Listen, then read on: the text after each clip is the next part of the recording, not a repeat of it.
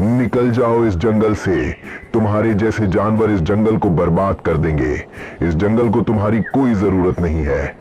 मुझे जंगल से निकाल तो रहे हो, मगर मेरी बात याद रखना, जल्द ही वो इस जंगल में आएगा और पूरे जंगल को खत्म कर देगा। अरे अरे, बहुत रात हो गई है।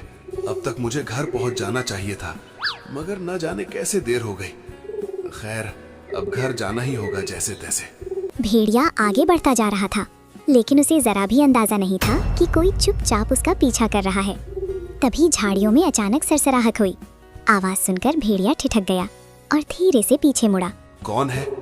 झाड़ियों में कोई है क्या? मेरी आवाज सुनाई दे रही है? कोई है? लेकिन पीछे से कोई आवाज नहीं आई, तो भेड़िया फिर आगे बढ़ने लगा। उसे क्या पता था कि वो रहस्यमयी परछाई अब भी चुपचाप उसका पीछा कर रही थी। थोड़ी दूर चलकर भेड़िया फिर रुका और जैसे ही पीछे मुड़ा, उस परछाई ने अचानक उस पर हमला कर दिया। भेड़िए की दर्दनाक चीख पूरे जंगल में गूंज उठी। उसी जंगल में कुछ जानवर एक लकड़बग्घे के पास कहानी सुनने के लिए इकट्ठा हुए थे। वो जंगल का बुजुर्ग और बहुत ही समझदार जानवर था। इसी वजह से जंगल के सारे जानवर उसका बहुत सम्मान करते थे।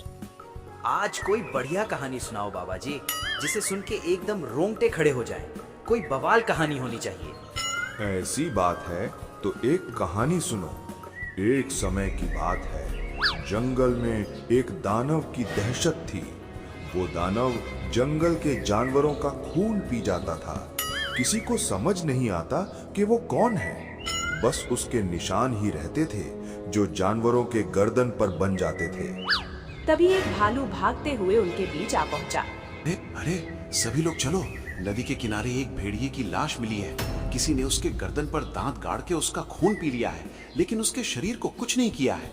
कुछ ही देर में सभी जानवर नदी किनारे पहुंच गए। वहां भेड़िया मृत पड़ा था।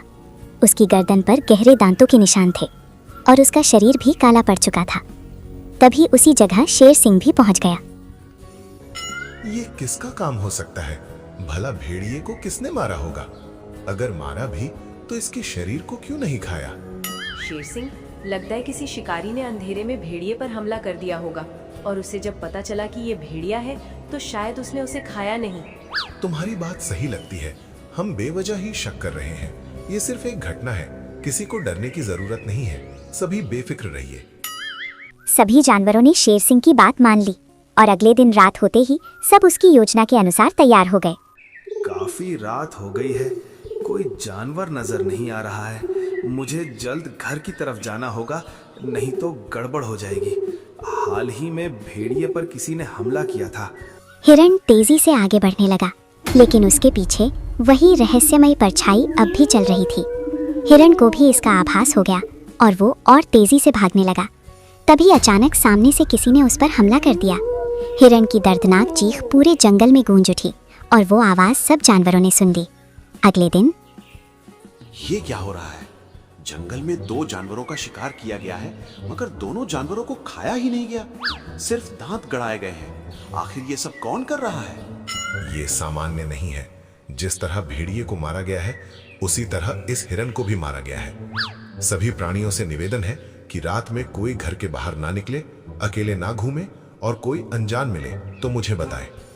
शेर सिंह के कहने पर सभी जानवर रात होते ही अपने घरों में रहने लगे। बहुत कम ही जानवर बाहर निकलते थे, लेकिन फिर भी वो रहस्यमयी परछाई किसी न किसी जानवर को अपना शिकार बना ही लेती। लगातार हो रही इन घटनाओं से शेर सिंह भी बुरी तरह परेशान हो गया था। लोमड़ी, आज रात हम नजर रखेंगे। आखिर कौन जानवर है जो हमला कर रहा है? मुझे आज उसे देखना ही है। वो कौन है? आज रात तुम तैयार रहना। दोनों जंगल की एक घनी झाड़ी में छिपकर बैठे थे। शेर सिंह के चेहरे पर डर साफ दिखाई दे रहा था, जबकि लोमड़ी पूरी तरह सतर्क और चौकन्नी थी। राम राम राम। लोमड़ी, एक बार फिर सोच लो। यहाँ आने का कोई मतलब नहीं बनता। ये काम हम किसी और जानवर से करा लेंगे।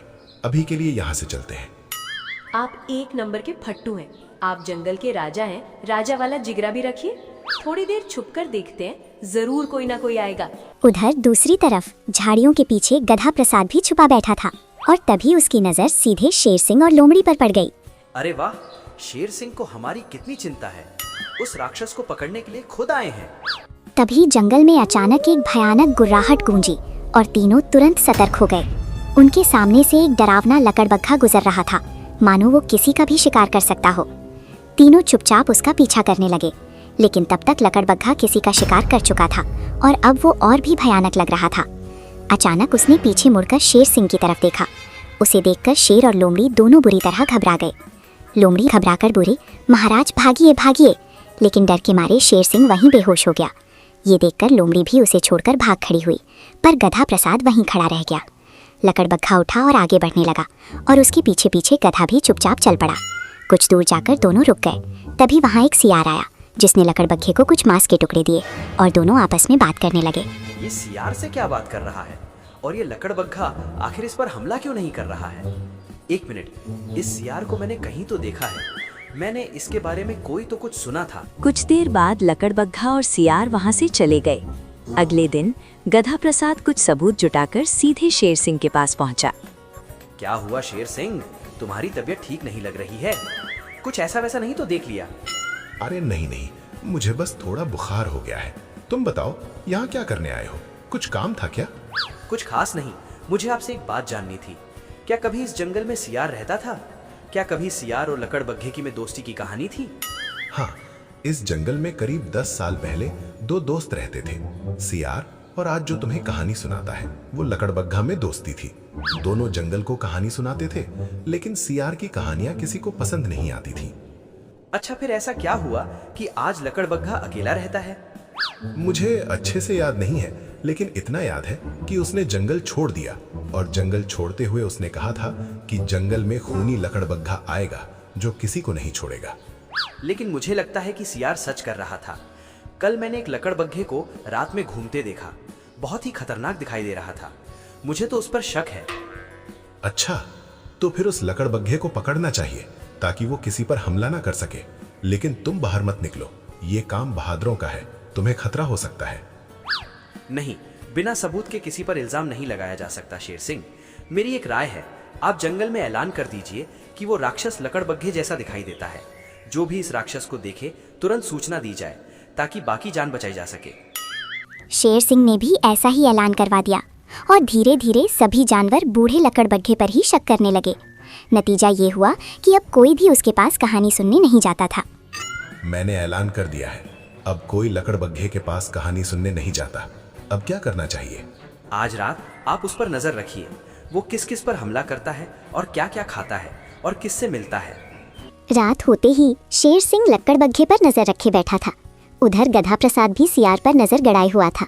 आज वो ठान चुका था, पता लगाकर ही रहेगा कि सियार और लकड़बग्घे की असली चाल क्या है। आखिर उस रात दोनों किस बात की साजिश कर रहे थे? राम राम राम राम, होशियारी मारकर बहुत बड़ी गलती कर दी। न जाने ये लकड़बग्घा कब दानव बन जाए और कब हमला कर दे। क्या भरोसा, मुझे चौकन्ना रहना चाहिए।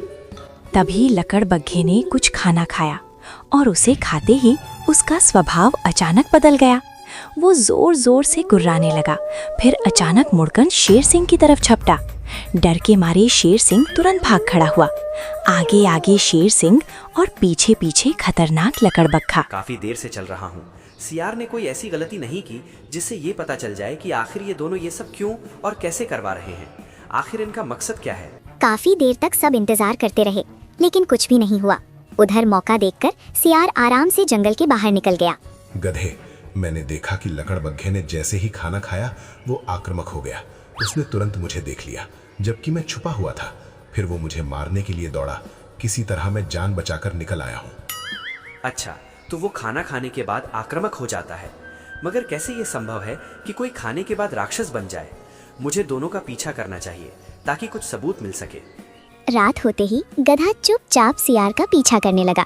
उसने देखा कि सियार गांव के एक सुनसान इलाके में जा रहा था, जहां कचरा फैला हुआ था। वहीं से सियार ने एक नीली थैली उठाई और फिर चुपचाप वापस जंगल की तरफ लौट आया।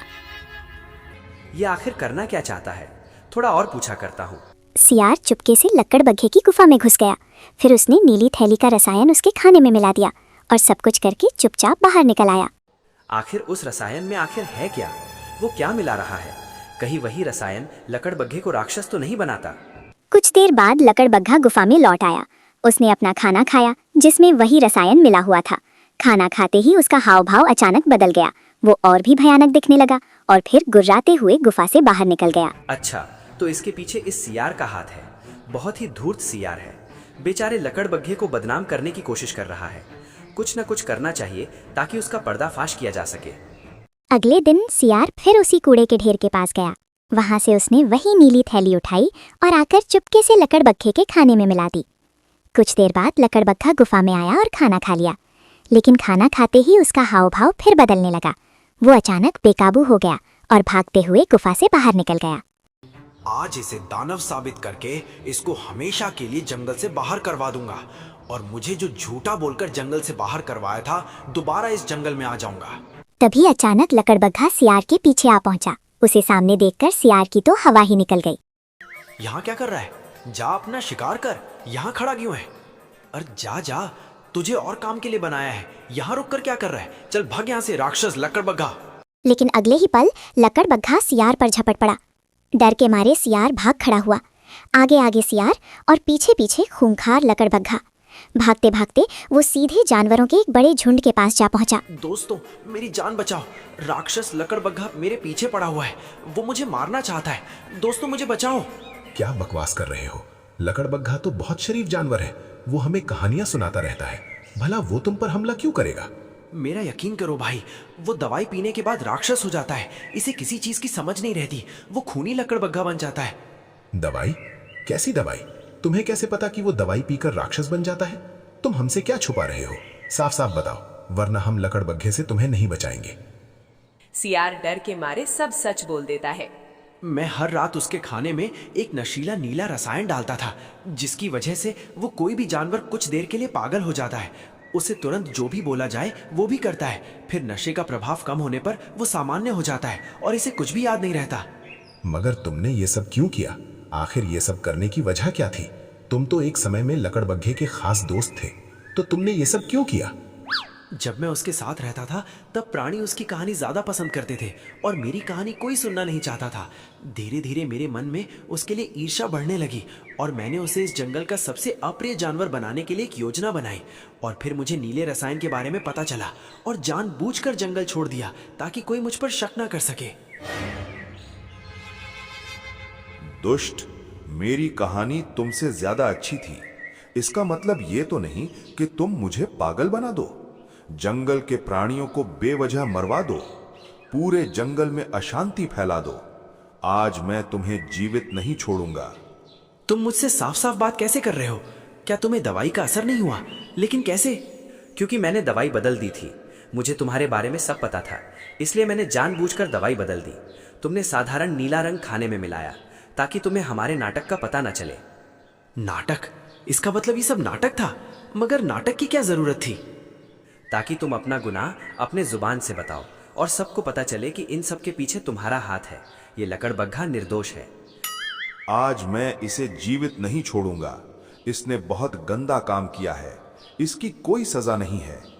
रुक जाओ लकड़बग्घे, माना कि इसने गलती की है, मगर तुम इसे मारकर और भी बहुत बड़ी गलती कर दोगे।